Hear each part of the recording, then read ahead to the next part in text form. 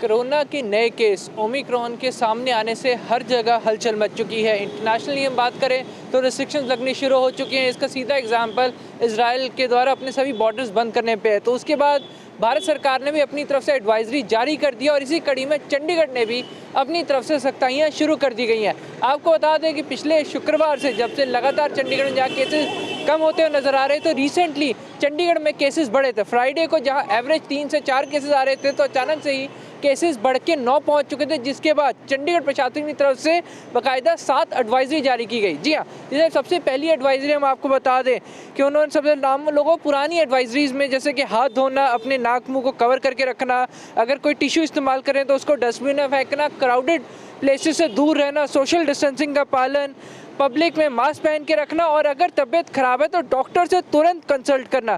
Corona के कोई भी सिम्टम, जी हाँ एग्जैक्टली कोरोना के कोई भी सिम्टम लगने पे हेल्पलाइन नंबर पे बात करना और क्या चीज़ें नहीं करनी ये भी बताया गया कि किसी से भी क्लोज कॉन्टैक्ट, अपने हाथ, आँख, नाक और मुंह को नहीं छूना है और पब्लिक में आपने नहीं थूकना है। तो इसके साथ ही एक और चीज़ जो उन्होंने बात हाईलाइट की गई है वो ये है कि इंटरनेशनल ट्रैवलर्स के लिए रिस्ट्रिक्शंस बढ़ा दी गई हैं। आपको बता दें कि जो भी पैसेंजर्स बाहर से आ रहे हैं, मतलब हाई रिस्क कंट्री से आ रहे हैं, जिसमें South Africa, Brazil, Bangladesh, Botswana, China, Mauritius, New Zealand, Zimbabwe, इन सब के लिए अलग गाइडलाइन जारी कर दी गई हैं। इनके द्वारा सीधी तरह स्पेसिफाई कर दिया गया है कि जो भी इन हाई रिस्क एरिया से आ रहा है उनको एयरपोर्ट पे ही, चंडीगढ़ इंटरनेशनल एयरपोर्ट पे ही कोरोना का RT-PCR टेस्ट किया जाएगा और मैंडेटरी 7 दिन के होम क्वारंटाइन पे उनको भेज दिया जाएगा। जी हाँ, अगर आप इनमें से किसी भी कंट्री से आ रहे हैं तो आपको चंडीगढ़ में अपने घर पे डिटेन कर दिया जाएगा, आपका टेस्ट लिया जाएगा।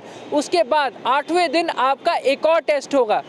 8वें दिन आप सबका एक और टेस्ट होगा जो भी इंटरनेशनल ट्रैवल्स हैं, जिसमें भले ही आपकी पिछली रिपोर्ट, जो अगर आप इंटरनेशनल ट्रैवल करके आपकी पहली रिपोर्ट चाहे नेगेटिव आ गई हो पर उसके बाद फिर से एक और बार टेस्ट होगा और जिसकी रिपोर्ट आने के बाद ही आपको फ्री किया जाएगा। देखिए, नए वेरिएंट के बाद से ही भारत सरकार जहां एक्टिव होती नज़र आ रही है तो स्टेट लेवल्स पे और यूटी लेवल्स पे भी प्रशासन कोशिश कर रहे हैं कि इसकी रोकथाम की जा सके। स्टेप्स अच्छे हैं पर इसका पालन तभी अगर आम जनता भी इसको फॉलो करेगी तो इसका असर ज़्यादा देखने को मिलेगा। अभी के लिए इतना ही। चंडीगढ़ से अमित कुमार, ANB न्यूज़। उत्तर प्रदेश के तमाम ज़िलों में, अलग अलग ज़िलों में यूपी टेट की परीक्षाएं थी आज और यहाँ पर ये कुछ कारणों के कारण जो है यहाँ परीक्षाएं रद्द हो गई हैं। यहाँ पर लोग जो है हमारे साथ हैं, जो छात्र जो परीक्षा देने के लिए आए हैं। यहाँ पर देख सकते हैं कि किस तरीके से यहाँ पर पूरी जाम लगा हुआ है और यहाँ पर लोग जो है परीक्षा देने के लिए सुबह से लाइन में लगे थे। काफ़ी कड़ी मेहनत किया होगा, उसके बाद में आज पता चला कि जो है सुबह यहाँ पर परीक्षाएँ रद्द हो गई। कह सकते हैं कि बहुत बड़ी चूक हो सकती है कि अगर पेपर लीक हो गया होगा या अन्य कई जो है। ये बताइए कि आप पेपर देने आई हैं, ये बताइए कि काफ़ी मेहनत किया होगा आज, क्या लगता है आज को कैसे सूचना मिली, आज पेपर रद्द हुआ, क्या लगता है आपको, क्या मालूम है? अच्छा, क्या नाम आपका? अच्छा, आपने काफ़ी मेहनत की होगी पढ़ाई में और आज पेपर रद्द हो गया, कैसा लगता है आपको? बहुत गुस्सा आ रही है सर, पहली बात हम लोग को ऐसा करना ही नहीं चाहिए सर, कोई भर्ती वाला तो पेपर था नहीं। क्या मानते हैं आप, कितनी बड़ी चूक रही होगी तभी तो ये पेपर लीक हुआ है, क्या है? सर अब ये इसमें तो गवर्नमेंट को वो लग रहा है क्योंकि इसमें कोई हम लोग की तो गलती है नहीं। पेपर अगर इजी था वो भी उन्हीं लोग ने बनाया था, इसमें हम लोग की कोई वो नहीं। कहाँ से आई हैं आप? तो ये हमारे साथ यहाँ पे कुछ जो परीक्षार्थी हैं जो परीक्षा देने के लिए आए थे, लेकिन इनका साफ तौर पर कहना है कि रात दिन एक करके पढ़ाई किया था, उसके बाद में पेपर जो है इनका नहीं हुआ है, इसके बाद उनको काफ़ी दुख हुआ है। ANB न्यूज़ के लिए सत्येंद्र वर्मा, बाराबंकी। आज बिजनौर में यूपी टेट की परीक्षा थी। वहीं करीब लगभग 18,000 परीक्षार्थी जमा हुए। पूरे ज़िले में अलग अलग विद्यालयों में करीब कई जगह सेंटर थे।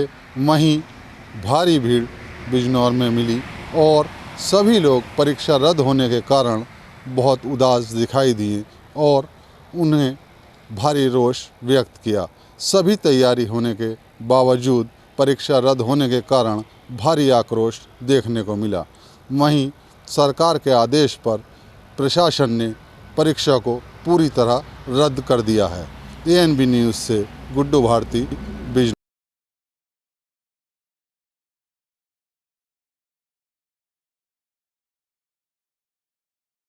भाजपा सरकार लगातार किसानों को अपने पक्ष में करने के लिए विभिन्न प्रकार के प्रयास कर रही है और इसी क्रम में 16 तारीख से लगातार उत्तर प्रदेश के सभी जनपदों में किसानों को के साथ जो है ट्रैक्टर रैली निकाली जा रही है। आज अमेठी जनपद के मुख्यालय गौरीगंज में भाजपा के जो जिलाध्यक्ष है, किसान जिलाध्यक्ष, उनके द्वारा जो है उनके नेतृत्व में एक किसानों की ट्रैक्टर रैली निकाली गई, जिसमें राज्य मंत्री सुरेश पासी भी मौजूद रहे। वहीं पर भारतीय किसान के भाजपा के जिलाध्यक्ष सचेंद्र प्रताप सिंह ने बताया कि हम यह रैली जो है प्रदेश कार्यकारिणी के नेतृत्व में निकाल रहे हैं, जिनमें साफ तौर पर हम किसानों के हित को लेकर, किसानों को साथ लेकर हम चल रहे हैं और हम ये बताना चाहते हैं कि आने वाली सरकार फिर से भाजपा मय होने वाली है। तो कहीं ना कहीं इस एक बार फिर से भाजपा किसानों को रिझाने की कोशिश कर रही है। फिर अब ये देखने वाली बात होती है कि उत्तर प्रदेश का ताज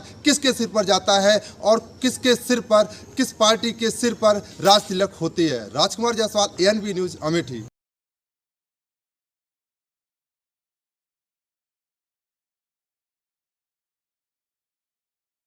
निरीक्षण करने पहुंचे उत्तर प्रदेश के अपर मुख्य सचिव गृह अवनीश अवस्थी ने आज औरैया जनपद के अस्ता गांव में जाकर बुंदेलखंड एक्सप्रेसवे का कार्य का जायजा लिया। साथ में उन्होंने मीडिया से बात करते हुए बताया कि 80% कार्य बुंदेलखंड एक्सप्रेसवे का पूरा हो चुका है, 20% कार्य जो बचा हुआ है शीघ्र ही पूरा किया जाएगा। साथ में उन्होंने कहा कि बुंदेलखंड एक्सप्रेसवे किसानों के लिए वरदान साबित होगा। कैमरामैन विकास कुमार के साथ शिवम पाल, ANB न्यूज़, औरैया।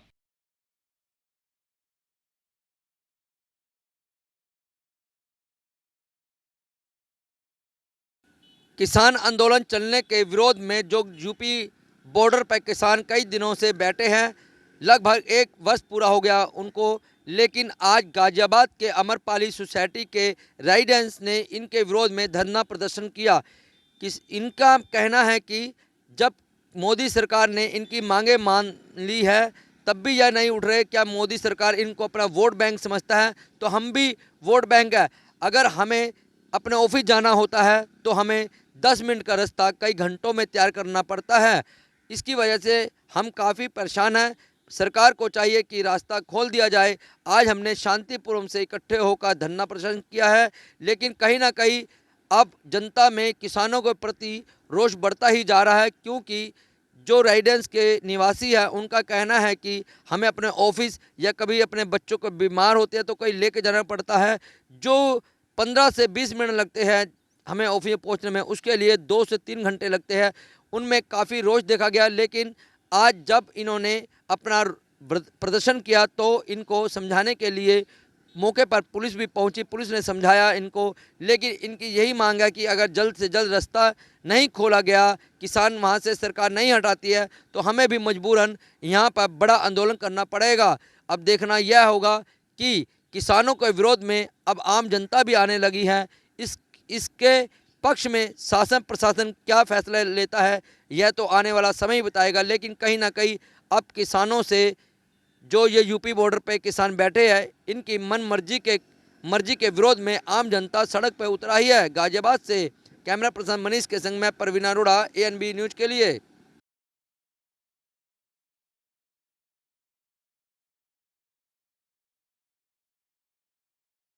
आज देवरिया के 48 परीक्षा केंद्रों पर TGT परीक्षा सुबह प्रारंभ हुई और परीक्षा में दूर दराज से छात्र छात्राओं ने आकर के शामिल हुए, यहाँ भाग लिए। अभिभावक साथ साथ परेशान रहे और कुछ ही देर बाद परीक्षा निरस्त होने की सूचना मिली, जिसका कारण था पेपर का लीक होना, बताया गया प्रशासन द्वारा। इसके बाद छात्रों में एक उदासी देखी गई और मायूसी के साथ छात्र बाहर निकलते देखे गए।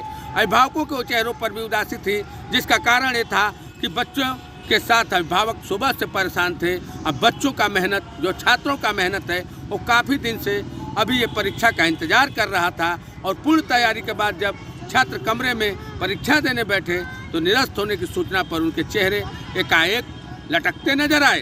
यहाँ पर सीधे तौर पे मैं बता दूं कि आज देवरिया में CM योगी भाजपा रानी के बहियारी बघेल में एक कार्यक्रम में शामिल हुए और वहाँ पर उन्होंने सीधे तौर पे संबोधन में कहा कि परीक्षा निरस्त करने का आदेश दिया गया है। 1 महीना के भीतर पारदर्शी रूप में परीक्षा कराया जाएगा और छात्र छात्राओं को सुरक्षित रोडवेज द्वारा बिना किराए लिए घर तक पहुंचाने की व्यवस्था होगी।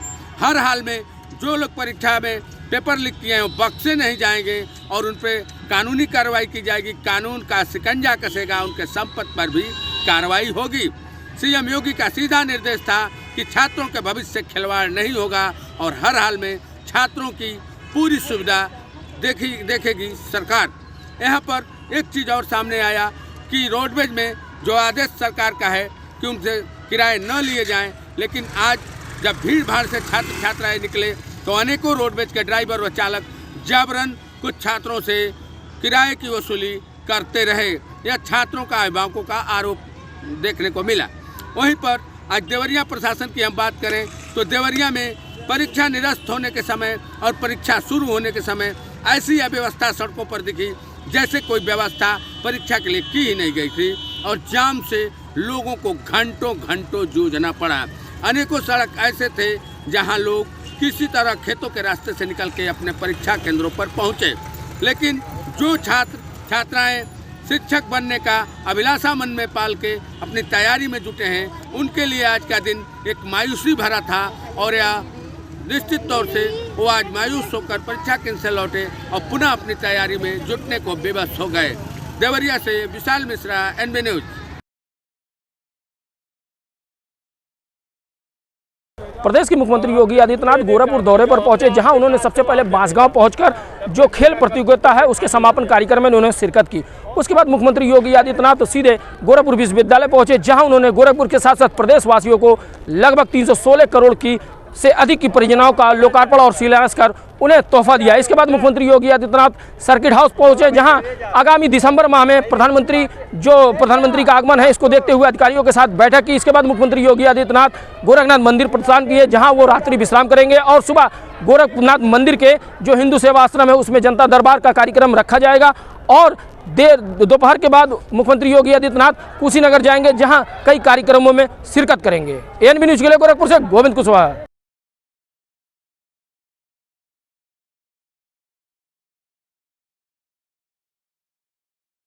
यूपी के जनपद हाथरस में आज आम आदमी पार्टी के कार्यकर्ताओं ने योगी सरकार के खिलाफ विरोध प्रदर्शन करते हुए पैदल मार्च निकाला। आपको बता दें कि प्रयागराज में एक ही दलित परिवार के 4 सदस्यों की हत्या होने के बाद आज आम आदमी पार्टी के कार्यकर्ताओं ने जिले में योगी सरकार के खिलाफ विरोध प्रदर्शन करते हुए पैदल मार्च निकाला।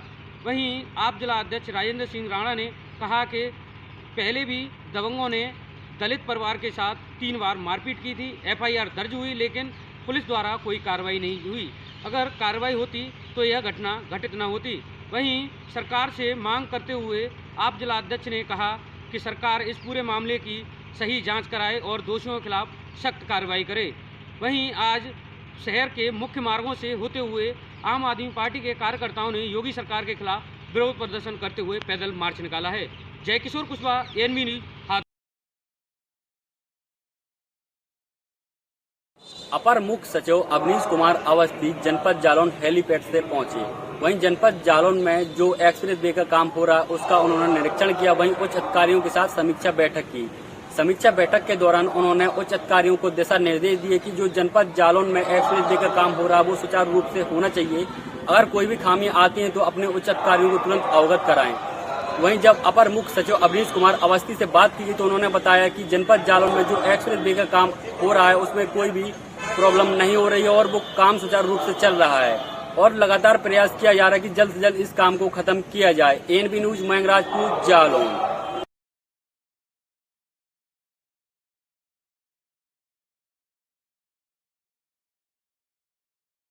सरकार विकास की बड़ी बड़ी बातें करती है, लेकिन विकास और जमीनी धरातल की तस्वीरें साफ तौर से देख सकते हैं। किस तरह जो है यहाँ ये हाटा जनपद के हाटा विकासखंड का पूर्व माध्यमिक विद्यालय सुमाली है, जहाँ पे ये भवन पूरी तरह जर्जर में तब्दील हो चुका है और जर्जर भवन का विभाग द्वारा जांच करके मोहर भी लगाया जा चुका है। ये भवन जर्जर में तब्दील हो गया है, जो पूरी तरह से ध्वस्त करने के कगार पे है। यहाँ बच्चे नहीं पढ़ सकते हैं, उसके बावजूद भी यह भवन निर्माण नहीं हो पा रहा है और यहाँ बच्चे बाहर बैठ के पढ़ने पर विवश हैं, तो वहीं शिक्षक यहाँ बच्चों को बाहर शिक्षा देने पर विवश हैं। विभाग की माने तो यहाँ से भेज दिया गया है, लेकिन बजट न होने की वजह से यह भवन निर्माण नहीं हो पा रहा है। अब देखना यह है कि इस भवन का निर्माण हो पाता है या इसी तरह यह भवन जर्जर रहता है और बच्चे बाहर पढ़ने पर विवश रहते हैं। कैमरामैन ईश्वरचंद के साथ गोविंद पटेल, एएनबी न्यूज, कुशीनगर।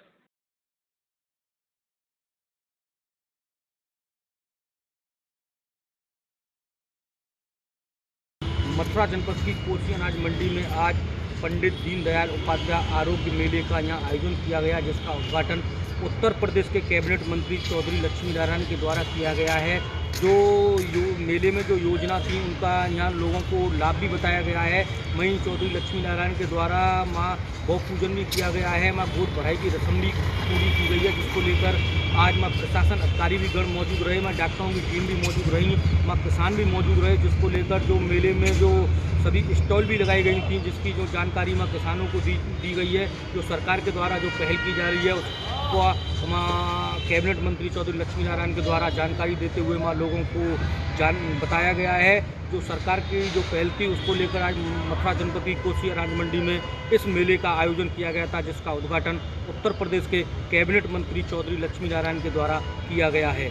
मथुरा से रिंकू शर्मा, एएनबी न्यूज।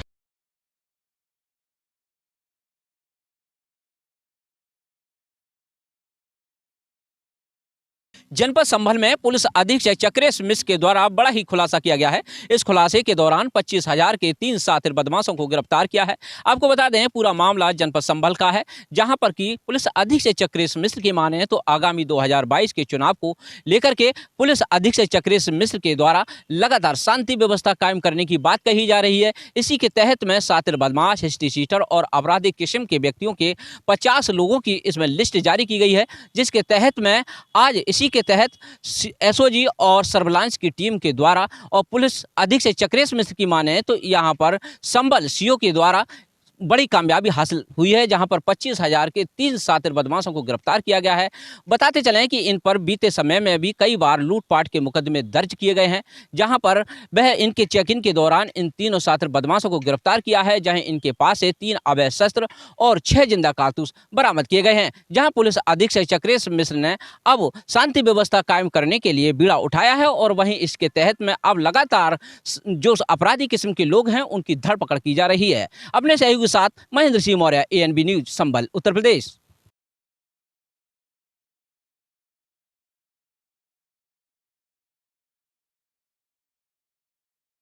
यहाँ पर न्यायालय में मुकदमा चलने के बावजूद भी लगातार दबंगों द्वारा कब्जा किया जा रहा है, जबकि दूसरी पार्टी का मामला न्यायालय में चल रहा है, फिर भी पुलिस द्वारा कोई कार्रवाई नहीं की जा रही है। लगातार शासन प्रशासन तक भी मामला है। आइए इन्हीं से जान लेते हैं क्या मामला है और अब तक पुलिस द्वारा या शासन द्वारा क्या कार्रवाई की गई है। क्या मामला है आपका, कहाँ तक आपका मुकदमा चल रहा है न्यायालय में, फिर भी कार्रवाई नहीं हो रही है? न्यायालय में मुकदमा आपका चल रहा है, फिर भी कार्रवाई नहीं हुई है और अब तक जो भी कार्रवाई पुलिस द्वारा की गई बताए। वो उसमें साहब दीवानी में और एसडीएम के यहाँ हो रहा है साहब, इसमें जबरदस्ती कर रहे हैं साहब। कौन सा थाना लगता है और पुलिस द्वारा क्या कार्रवाई की गई? थाना गंगा घाट लगता है, कार्रवाई कुछ नहीं हो पा रही। नहीं, आदेश भी हुआ है? आदेश हुआ है साहब, वो आदेश का उल्लंघन नहीं कर रहे हैं। इनका कहना है कि आदेश का उल्लंघन दबंगों द्वारा किया जा रहा है, लेकिन पुलिस द्वारा कोई भी कार्रवाई नहीं की गई है, जबकि न्यायालय में मुकदमा विचाराधीन है। कई सारे लोग हैं, इनकी जमीनों पर कब्जा किया गया। जान लेते हैं, महिलाएं भी इनके साथ में हैं, उन्हीं से जान लेते हैं कि क्या ये कब्जा कब से लोग कर रहे हैं और इनके द्वारा अभी तक पुलिस द्वारा कोई कार्रवाई क्यों नहीं की गई। क्या मामला है आपका, कितने दिनों से काबिल? 30 साल। तो पुलिस द्वारा कोई कार्रवाई की गई है? हाँ, की गई। क्या कार्रवाई हुई है? दीवानी मुकदमा चल रहा है। दीवानी मुकदमा चल रहा है, लेकिन पुलिस कब्जे को खाली नहीं करा रही। हाँ, खाली नहीं कर पा रही। इनका कहना है कि मुकदमा चल रहा है, लेकिन अभी भी जमीन को खाली नहीं किया गया है। आपको डर या शंका है? क्या मामला है? महिलाएं हैं, ये देखिए इनकी भी जमीन पर कब्जा किया गया है दबंगों द्वारा। क्या मामला है आपका? अरे भैया कब्जा हमारे 30 साल से 25 से कब्जा हो रहा है और ये जबरजंगी कर रहे हैं, छोड़ नहीं रहे हैं। पुलिस आ रही है, उसकी बात नहीं मान रहे हैं, सिवाय गुंडाई कर रहे हैं, कुछ नहीं। इनका कहना है कि पुलिस द्वारा इनका कब्जा नहीं हटाया जा रहा है और ये लोग परेशान हैं, लेकिन फिर भी पुलिस द्वारा इनकी कोई मदद नहीं की जा रही। कैमरामैन से कहेंगे कि वो दिखा दें किन किन चीज़ों पर पूरी ज़मीन पे कब्जा किया गया। देखिए ट्राली खड़ी हुई है, ये टैंकर खड़े हुए हैं, जानवर खड़े हुए हैं, लेकिन अभी तक मजिस्ट्रेटी आदेश के बावजूद भी कब्जा नहीं हटाया गया है। पुलिस 2 बार आई है, लौट गई है, लेकिन कब्जा मुक्त नहीं कराया गया है। और भी लोग हैं, जान लेते हैं इन्हीं से। क्या मामला आपका न्यायालय में विचाराधीन है? हाँ। मुकदमा चल रहा है? मुकदमा चल रहा है। आप जो जबरदस्ती मतलब कब्जा किए हैं। नहीं, अभी कोई आदेश आपको हाल ही में मिला है? हाल हटावे के लिए मिला रहा है, मतलब हटाए नहीं। मतलब इन लोगों का कहना है कि कब्जा हटाने का आदेश मजिस्ट्रेट द्वारा दिया गया है, लेकिन फिर भी कब्जा अवमुक्त दबंगों द्वारा नहीं किया जा रहा है। लेकिन शासन और पुलिस द्वारा क्या कार्रवाई अब होगी, ये देखने वाली बात होगी। उन्नाव से NB नेशनल चैनल के लिए बोधराज सिंह।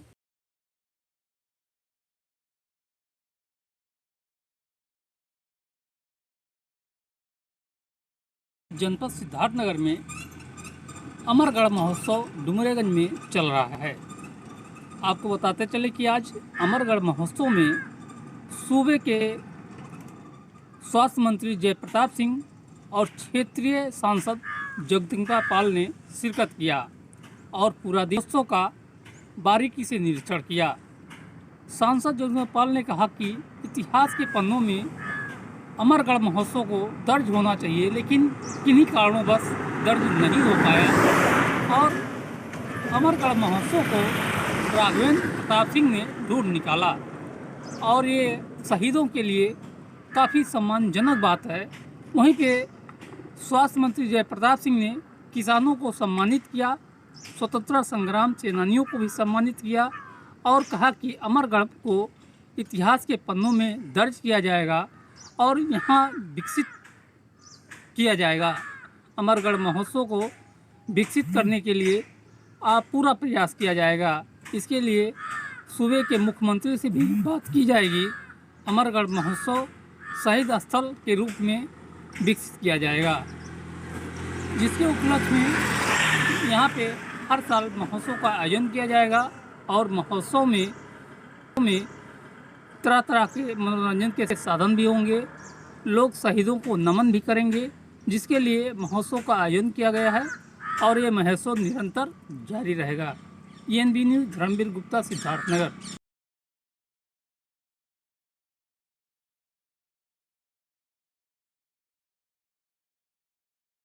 किसान मोर्चा भाजपा द्वारा आज ट्रैक्टर रैली का आयोजन किया गया, जिसमें मुख्य अतिथि किसान मोर्चा के प्रदेश अध्यक्ष राम कुमार सारावत साथ रहे, जिनसे बात करेंगे किस तरह से इन्होंने आज ट्रैक्टर रैली में सहभागिता की और क्या क्या यहां पर जो मुद्दे हैं जिनको लेकर भाजपा सरकार दोबारा मैदान में आएगी। इस बारे में चर्चा करने के लिए हमारे साथ किसान मोर्चा के प्रदेश उपाध्यक्ष मौजूद हैं। आइए इनसे बात करते हैं।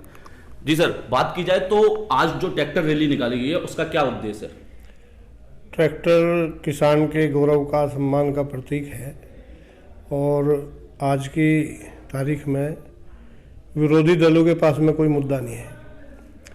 हर क्षेत्र में पार्टी ने, चाहे प्रदेश की सरकार हो चाहे केंद्र की सरकार हो, इतना काम किया है, पारदर्शिता काम किया है, बहुत ईमानदारी के साथ में दोनों सरकारें चली हैं। तो ऐसी स्थिति में उन लोगों के पास कोई मुद्दा तो है नहीं, लेकिन उन्होंने किसान के कंधे पे बंदूक रख के चलाने का प्रयास किया। अगर बात की जाए जो विपक्षी दल और कई भारतीय जनता पार्टी के सांसदों का बयान आया है कि ये जो कानून है, कृषि कानून, केवल चुनाव के लिए टाले गए हैं, दोबारा फिर ये कानून आएंगे, तो इसको लेकर क्या करें? देखो, कोई भी रिफॉर्म आए बगैर तरक्की नहीं हो सकती और किसान चूँकि भोला भाला, बहुत शिक्षा के मामले में भी कमी है कि हमारे क्षेत्र में, ऐसे लोगों में भ्रम फैलाना बहुत आसान काम है।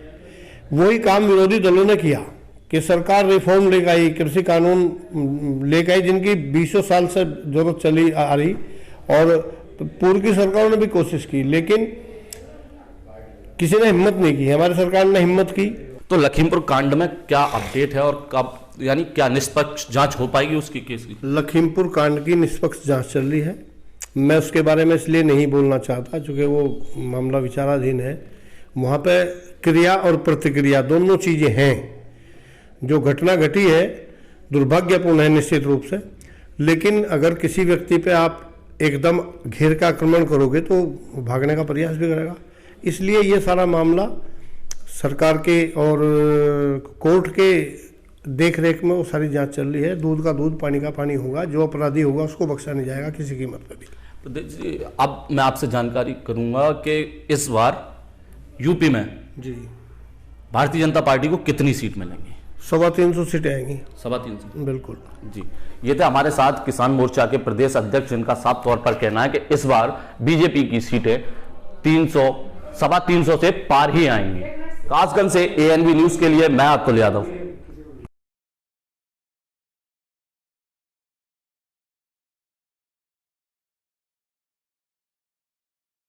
सर्दियों का मौसम आते ही अपराध भी लगभग बढ़ जाते हैं, जिस कारण से कानपुर के अंदर एक अज्ञात शव मिलने से इलाके में हड़कंप मच गया।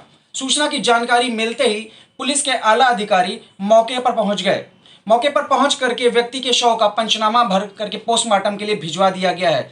जानकारी के अनुसार पता चला कि जो व्यक्ति का शव था उसका नाम विनोद दीक्षित, जो कि सुमेरवा गांव थाना नरवल का रहने वाला था।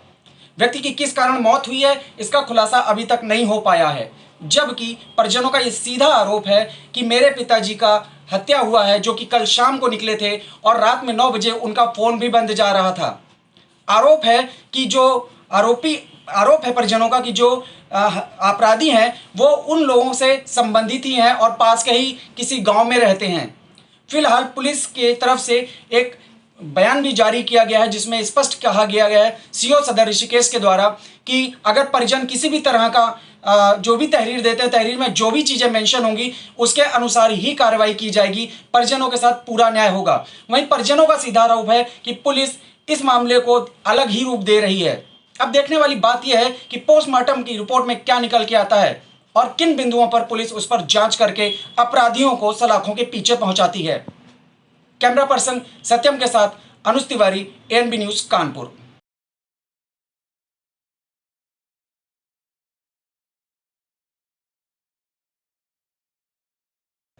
मंदसौर जिले के भानपा में आज करनी सेना द्वारा कैबिनेट मंत्री का पुतला दहन किया गया। आपको बता दें कि मध्य प्रदेश शासन में कैबिनेट मंत्री दिशा उलाल सिंह द्वारा 2 दिन पूर्व एक सभा में राजपूत समाज की महिलाओं को लेकर अपत्य टिप्पणी की थी, जिसका प्रदेश भर में राजपूत समाज द्वारा विरोध किया जा रहा है। उसको लेकर आज राजपूत समाज करनी सेना द्वारा भानपा में मंत्री दिशा उलाल का पुतला दहन किया गया है। प्रदेश के मुखिया शिवराज सिंह चौहान से मांग की गई है कि वो जल्द से जल्द दिशा उलाल को मंत्री पद से हटाए। ANB न्यूज संवाददाता दीप सिंह सोलंकी, मंदसौर।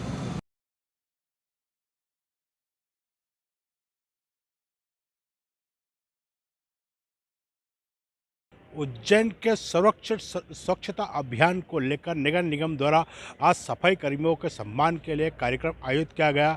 यह कार्यक्रम उज्जैन के ग्रैंड होटल पर आयोजित किया गया, जिसमें शहर के और मंत्री, विधायक, सांसद और नगर निगम आयुक्त अंशुल गुप्ता सहित कई सम्मानित प्रशासनिक लोग उपस्थित हुए। इस कार्यक्रम का उद्देश्य ये था कि उज्जैन को जो 3 श्रेणियों में बांटा गया था और इसके लिए विशिष्ट जो दिल्ली में अवार्ड प्राप्त हुआ है उसको लेकर सफाई कर्मियों का एक सम्मान कार्यक्रम रखा गया था। वहीं हम बता दें यहाँ पे कि इस कार्यक्रम में सभापति सोनू गहलोत ने कहा कि जब तक शिप्रा पूर्ण रूप से शुद्ध नहीं होगी तब तक उज्जैन को प्रथम स्थान मिलना मुश्किल है।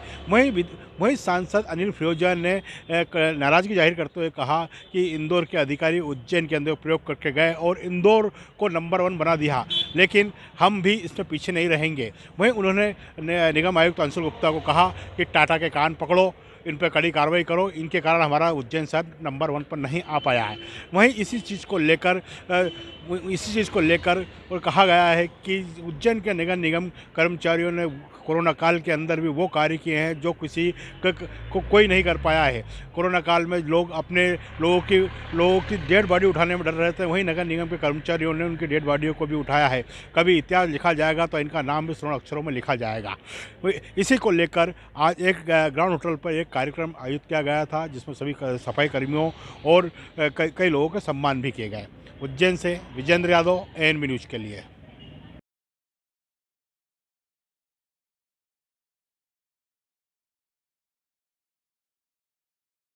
देश के प्रधानमंत्री नरेंद्र मोदी की संकल्पना खेलेगी इंडिया तो बढ़ेगी इंडिया, इसी को आगे बढ़ाते हुए मुंबई के बोरीवली विधानसभा के विधायक सुनील राणे के नेतृत्व में माननीय सांसद गोपाल शेट्टी के मार्गदर्शन में बोरीवली खेल महोत्सव का आयोजन किया गया। इस आयोजन में 1 दर्जन से ज़्यादा खेल भावनाओं को आगे बढ़ाते हुए तमाम तरह के खेलों का आयोजन किया, जिसमें बॉक्सिंग सबसे अहम माना गया। आपको बता दें कि तमाम देशों से तमाम लोगों ने, करीब 1000 बच्चों ने इस खेल भावना में भाग लिया, जिनमें 28 नवंबर से लेकर 5 दिसंबर तक लगातार यह खेल चलेगा। आपको बता दें कि बोरीवली के MHB ग्राउंड में यह खेल खेला जाएगा, जिसमें सबसे अहम भूमिका वहां के स्थानीय युवाओं की होगी। खासकर बालिकाओं और युवाओं का समावेश ज़्यादातर देखा गया।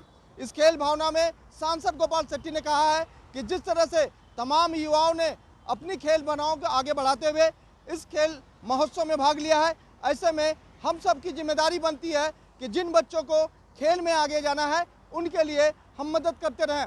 ऐसे में सुनील राणे ने भी कहा है, खेल भावना से बच्चों के आपसी तालमेल बढ़ेंगे और युवाओं में एक अलग जोश बढ़ेगा। फिलहाल जिस तरह से देश के प्रधानमंत्री नरेंद्र मोदी ने कहा है कि खेलेगा इंडिया तो बढ़ेगा इंडिया, इसी को आगे बढ़ाते हुए तमाम युवाओं को आगे बढ़ाना है और खासकर बोरीवली खेल महोत्सव के माध्यम से लगातार हर वर्ष इस तरह का आयोजन किया जाएगा। दरअसल यह कार्यक्रम मुंबई बोरीवली का पहला कार्यक्रम होगा जब बोरीवली खेल महोत्सव का आयोजन बड़े पैमाने पर किया गया, जिसमें 1000 से ज़्यादा बच्चों ने भाग लिया और इसमें दर्जनों प्रकार के खेल भावनाओं को रखा गया है। कैमरा पर्सन विनय सिंह के साथ मैं प्रकाश सोनी, NB न्यूज़, मुंबई।